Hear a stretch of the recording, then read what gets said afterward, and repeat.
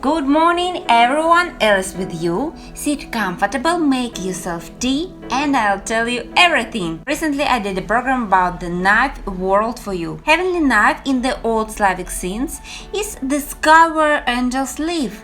And there is a generation of people who were born in the year of heavenly knife. And accordingly I had a question. How will the world of the future be arranged? How would people born in the year of heavenly knife arrange the world? It's fabulous, of course, in the family, because in the high heavenly worlds they live in a brotherly way, without hierarchy. Hierarchy is needed only in a dark knife. Therefore, while the earth was the night of Svarak, then the world of reveal. The reveal world is our world with you, now the present, was built like the dark knife. I remember those days when you would touch me those ways, and I would feel all your love. Then we had to go home and in dark knife, the top of the hierarchy, and there the hierarchy is arranged with a triangle down.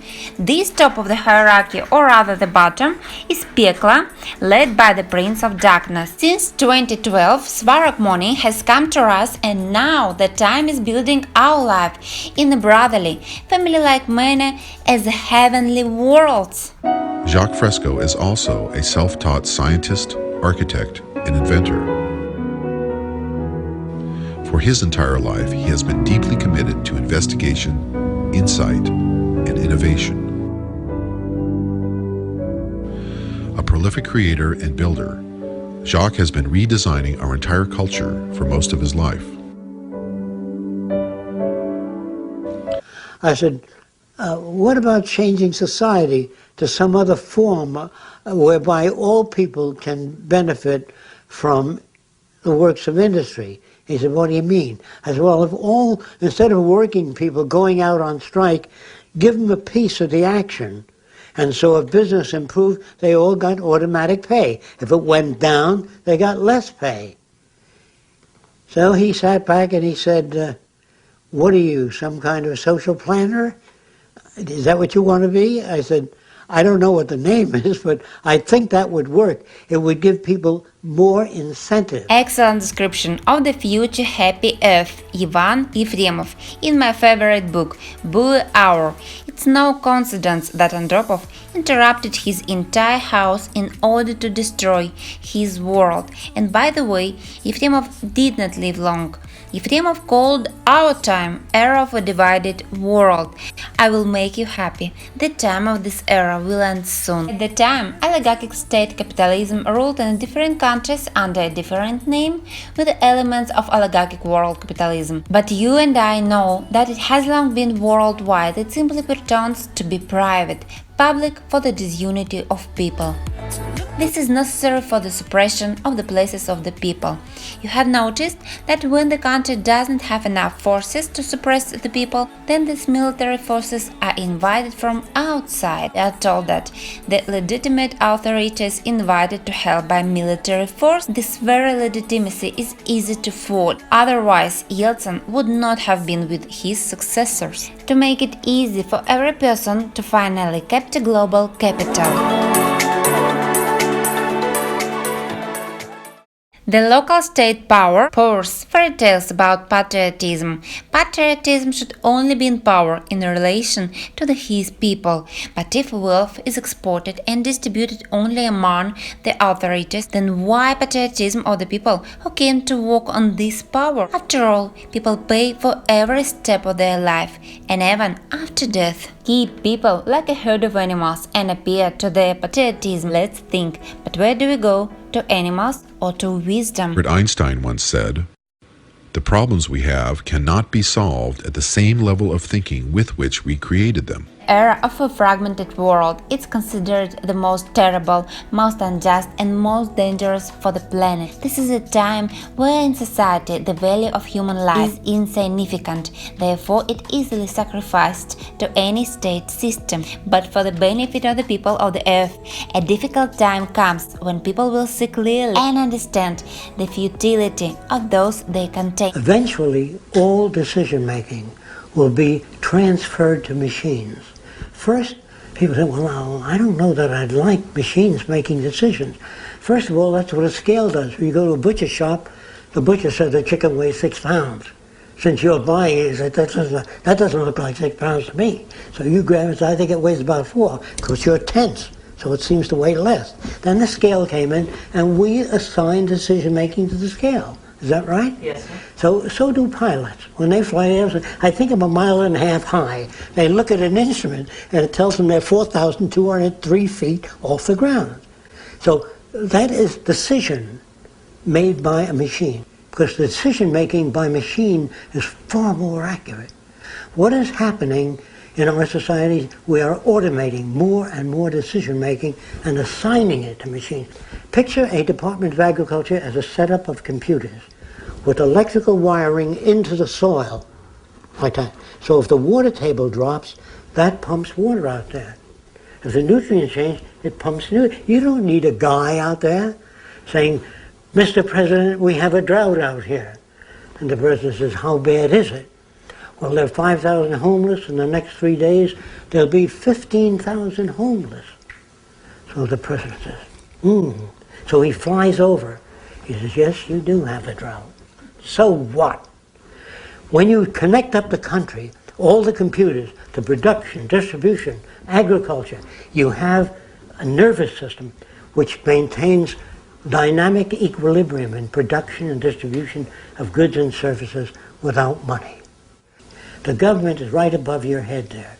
If you can turn around and see it, it looks like the globe. That globe there makes all the decisions because it's connected.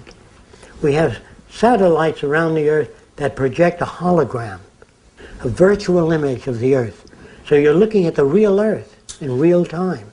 So you walk over to the image screens and you talk. You say, how many planes are there in the air at this instant?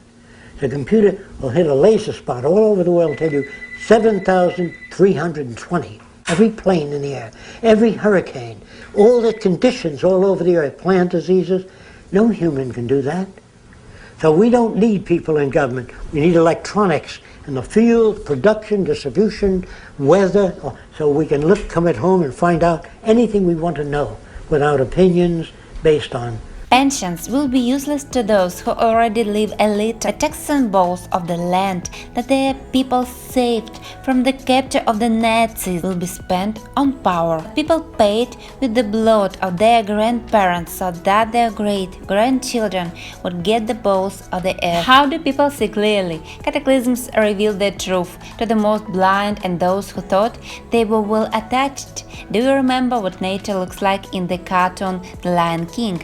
When the hyenas and the killer of the Light King seized power, this is how the earth becomes. Light-hearted people will be forced to unite, then the era of the world reunion will come. This is the center of the union of countries and different languages. The time of the struggle for energy and common language is a desire to understand one's neighbor. Our language in the future will change to a saner language where we have no argument in it. They say, well, can there be such a language? There is. When engineers talk to each other, it's not subject to interpretation. They use math, they use descriptive systems. If I interpreted what another engineer said in the way I think he meant it, you couldn't build bridges, you couldn't build dams, you couldn't build power transmission lines. The language has to have meaning. Comes the era of common labor, it will be a time of simplification of think and reorganization. The vehicles of the future will be highly aerodynamic in shape. Their shape will permit the minimum amount of skin resistance, giving you the maximum distance for minimum fuel consumption. The front end of the car will be equipped with radar or sonar or other sensory devices that can detect the distance you are from other vehicles and maintain that separation automatically. In other words, on a highway or anywhere where two cars might hit each other, the electronic sensors would sense the distance automatically and keep the cars from sideswiping or making contact at all. Now, even if they did and impinge a slight dent in the car will be made up of the memory materials, shape memory alloys that go back to their original shape, even when dented, rebuilt. In other words, automatically. By the car having a memory, system of its configuration, just like the human body, just like perhaps in lizards and salamanders and certain types of organisms today can regenerate parts of their body. The technology of the future will enable our automotive vehicles to repair and regenerate damaged areas.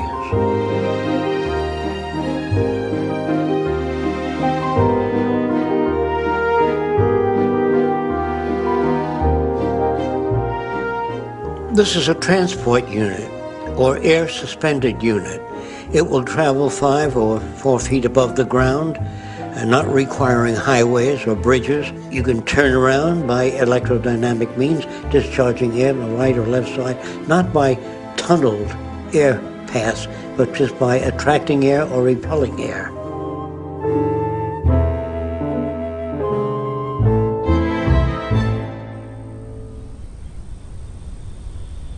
I did this about 65 years ago. This is what an automobile will look like in the future. It'll have sensors on it. So if I got mad at you, and when I get within a certain, the brakes go on. If I'm backing up and there's a child crossing, the car stops. No one drowns in a swimming pool because the net comes up when you're not home. Is that clear? If somebody falls in the pool and you're busy cooking, the child sinks to the bottom, it comes up right away. What do you want? What kind of world do you want? Okay. So what you see here is just glimpses of the future.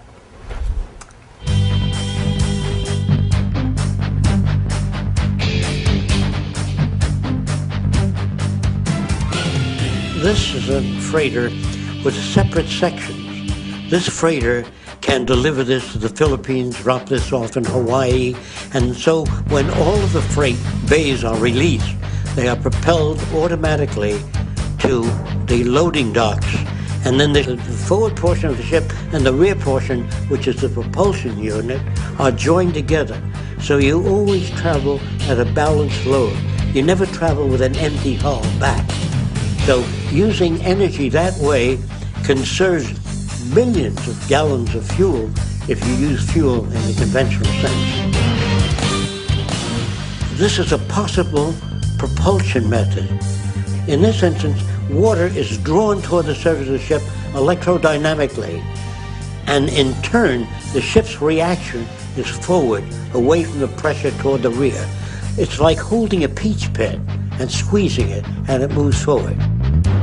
It has far less wake, less water turbulence, and very little energy consumed.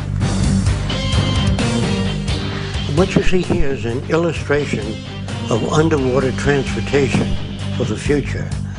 And the very leading edge, air bubbles will be emitted very rapidly in front of the unit, and that will cut down the resistance considerably.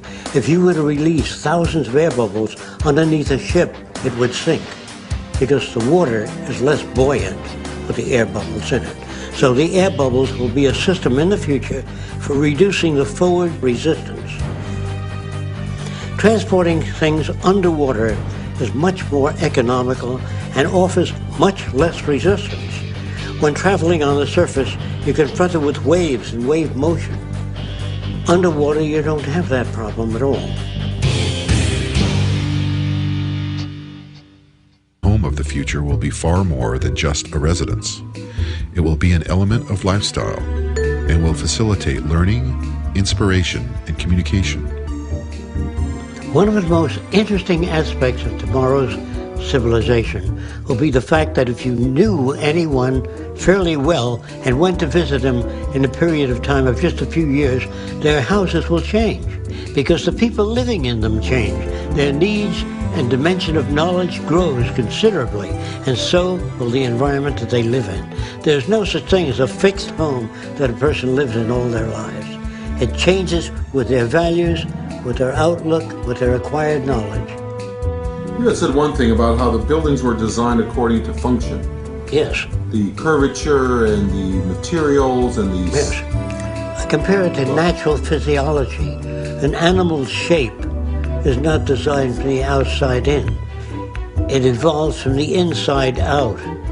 Whatever you request, the exterior will express a cover over the shape that you prefer to live in. Some of the buildings that are dome-shaped can be laid like eggs continuously by a machine that carries a dome shape, and in that dome, the exterior and the interior fabricated at the same time.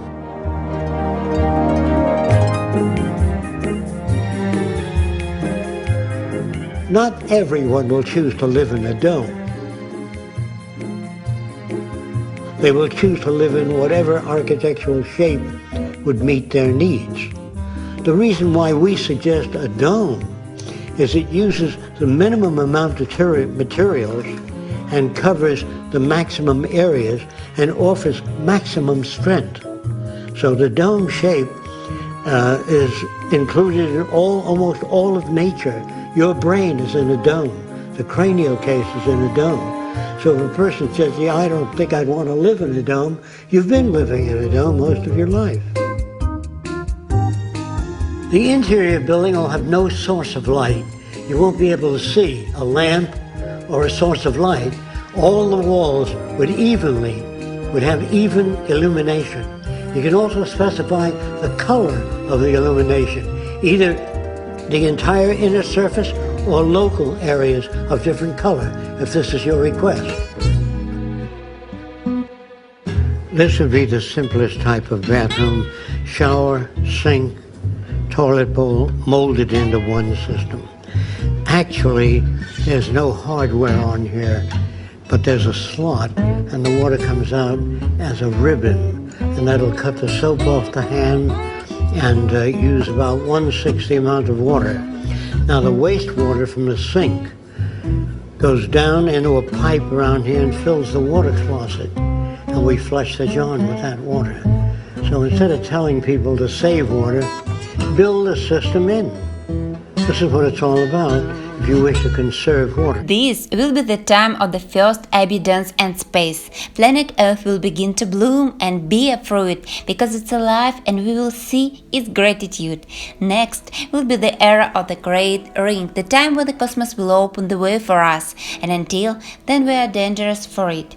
And then comes the era of mad hands, the time when we will help other Earth's planets cope in order to preserve the light on these Earths. How will the life of people on Earth be arranged? For this, we must look at the world and at each other, not as we were taught, but in a new way as our heart tells us. Cities will be built like the great futurologist Jacques Fresco, optimally, beautifully, conveniently, easily. Most of the cities are based on natural configurations, basic designs in nature.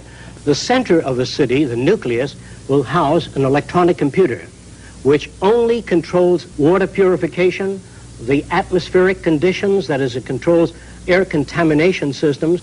They maintain safety, they oversee the environment, maintain ecological balance between animal life and plant life. The center of the city is a university that covers all subjects related to man. There's no courses that are used to exploit or abuse any other human being. All repetitious jobs will be phased out. We feel that machines ought to do the filthy or the repetitious or the boring jobs, that man has to be free to pursue the higher things, the higher possibilities of man. In other words, if this... So you came up with this idea for a round city. A round city, a round governmental branch. And then extending out of it would be the Department of Agriculture, Education, Oceanography, the disciplines. The circular scheme or plan brings each district closer to the central dome, which contains the medical, food, shopping, everything else that people need. The circular arrangement makes it easier to operate using far less energy than any other system. And if you start at one end of the city and go through the city, you always return at the same place. Whereas in a linear city, you go to one end, you have to backtrack to get to the same point. So the circular scheme is by far the most efficient. And when cities are contracted in the future, they will be contracted as a whole, as an entire system. In that way, all of the parts and components would be delivered in stages. Like sequence 1 will be the underground, the heating systems, the electric generators, the piping systems, the recycling systems. Then after that, the next layer, which would serve as the first layer that contains the architecture, the foundations for all the buildings, and after that, the erection of structures up from the foundations, starting with the central portion of the city, working its way out to the different radial sectors, and then out to the final housing sectors, and then to the agricultural belt, and then to the recreation areas. All of the rooftops are photovoltaic. All of the outer skin of the building converts solar radiation into electrical energy. As we move beyond the third sector, we come to tennis courts, parks. Beyond that is the residential district, which consists of lakes, waterfalls, all kinds of beautiful plants throughout the area. And each house is concealed by plants so you can't see another building. Some people prefer, as in the next sector, to live in apartment houses. The apartments have drama groups, recreation swimming pools, discussion groups, and so many other facilities. The disadvantage of living in a private home is you would have to go to the various places to access the same things. Instead of motor vehicles in the city, all transportation is carried on by circular conveyors that we call transveyors. They move radially, circumferentially, and vertically. They serve the function of elevators, buses, conveyors. But if you wish to go to another city, you can take an elevator down beneath the Central Dome, which has maglev trains, etc., that will transport you to the center of any other city or any other region. There will be no waste product, just as in nature there are no waste products. All materials that we would formerly call waste would be recycled and converted into new products. And that when the city hits a certain number of people, we stop the development and let everything go back to nature between this and the next city.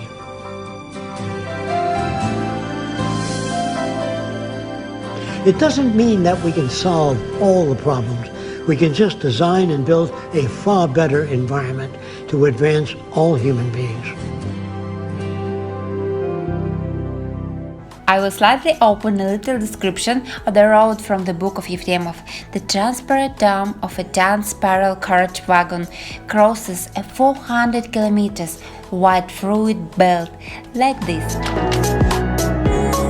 And here is some more information. There are 5 unions on Earth: the Union General Improvement, the Union of Economy, the Union of Health, the Union of Honor and Law, and the Union of Aeronautics. Remember, the USSR was called the country of unions, but these were not the unions at the time. On Earth, in the future, there are no rules and crowds to serve them. Only the desire to mankind expressed through the sum of opinions is legitimate. Peoples united into one family and finally become humanity. Every big question is openly studied by scientists, millions of scientists in thousands of research institutes. The results are communicated to everyone and everything is given to an assessment of the quality of performance. Many issues and decisions are made by institutions and coordinated by council. In extreme circumstances, the decisive word is the council that is competent in solving this problem. Functions of council are checked by academies, and there are already 4 of them: Academy of Directional Radiation, Academy of Limits of Knowledge, Academy of Grief and Joy, and also the Academy of Prediction of the Future. The very first law of the Earth from the future, this is the law of freedom of information. People in the future have robots, they are companions, servants, protectors. There are also carriers of heavy loads. On the new Earth, the important words will be the words "it's so necessary" and not "I want it all." because light is the brotherhood and not a hierarchy, a destroyer of everything. After all, it's for her that we have brought billions of sacrifices from center to center, and with this we are paying for civilization without wisdom. All the time I want to ask how people with faith in the world are still preserved. How? After all, the history of mankind is the survival of those who deceive. At the same time, I know for sure that a person who carries that, he also faces a choice. Sees all the options. His brain is much wider and more diverse than the brain of the most dodgy trickster. How does he keep the light within himself and share it? It's very easy to deceive. It's possible to fit into a triangle system of hierarchy in order to please everyone and claim to the top of this hierarchy, and everyone knows how. Why was the person who built a brighter future still born? After all, to lie, to select, to be greedy, to deceive people for the sake of money and power, it's very easy. You just choose a new path and go, and you will find an excuse for both reason and soul, and the priest will forgive all sins. After all, both religion and the state system are hierarchy, and this is an inventable deception. And it's not true that there is no other way to build. Cartel-based construction is the foundation. In Europe, an la cartel-based business arrangement has long been operational. To do business, you need air. You just listen carefully, which means curious spirit, soul. One word and everything is set. Unite for the light. We have a great future. This is an aerial view of one of the many variations of cities in the sea. The towers are used for residential occupation. The docks surrounding the cities are used for marine exploration and redevelopment. In other words, to restore the reefs, the damaged reefs. The unit in the center is used for hydroponic gardens, growing of food without soil.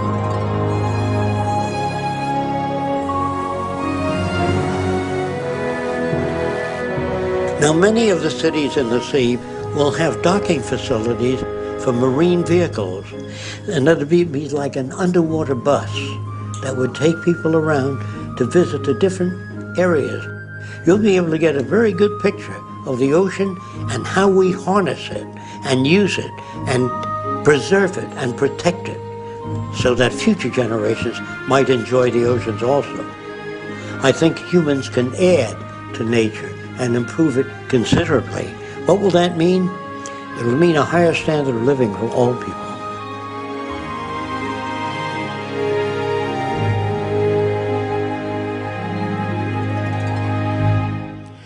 Now, in a non-monetary based society, a resource-based society, people have access to anything that they need, somewhat like the public library. They can go down and access a camera or a bicycle or a wristwatch. Anything that they need is available without a price tag. That would mean we must achieve a level of production that's so high that scarcity no longer exists. Many people wonder what would drive people if they have access to all their needs. What would happen to incentive? What will motivate people? Or something gain. What's the gain? Although the gain is that materials are available, what will motivate them on to do better than what they have? Need. We will always lack. And the fact that we will always lack, meaning that we cannot achieve perfection, we cannot achieve truly dynamic equilibrium, we will always be in some form of disequilibrium. With the elimination of scarcity, the essential incentives change toward problem solving in general. When nations or groups of people do not have access to resources, their behavior is difficult to manage. It becomes aberrant, they lose their mental equilibrium, they cannot arrive at appropriate conclusions. Once people are free mentally of debt, obligation, servitude, then they can seek new horizons that they've never even dreamt possible before.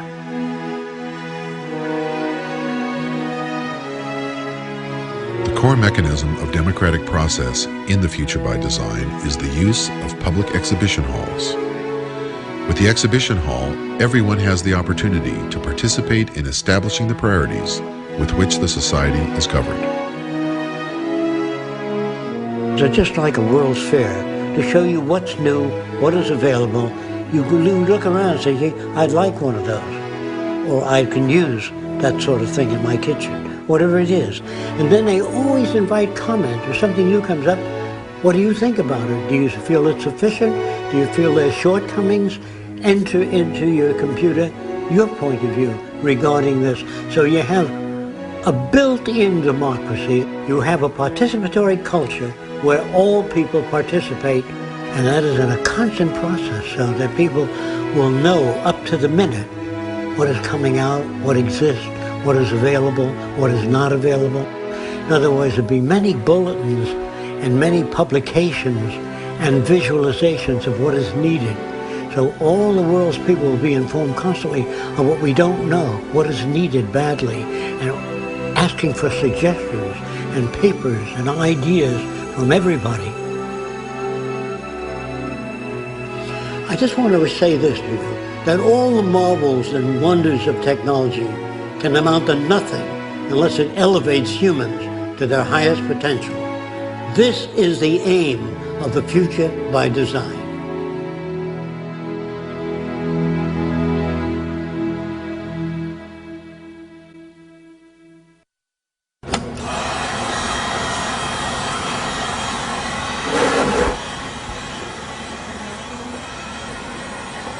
Jacques continues to invent every day, to write, to work.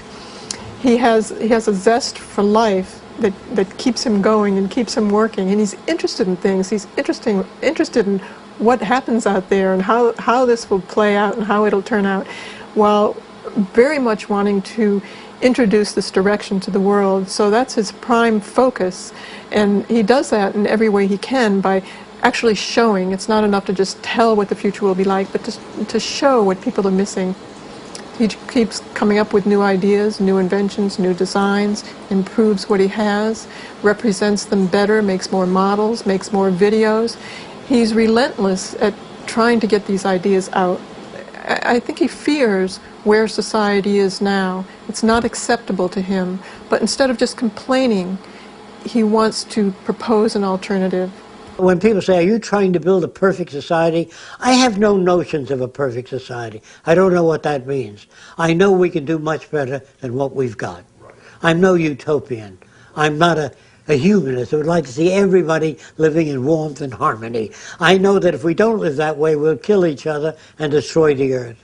So after the world joins together and we are through with military systems, prisons, torture, hunger, poverty, deprivation, when that is gone, that'll be the beginning of a civilized world.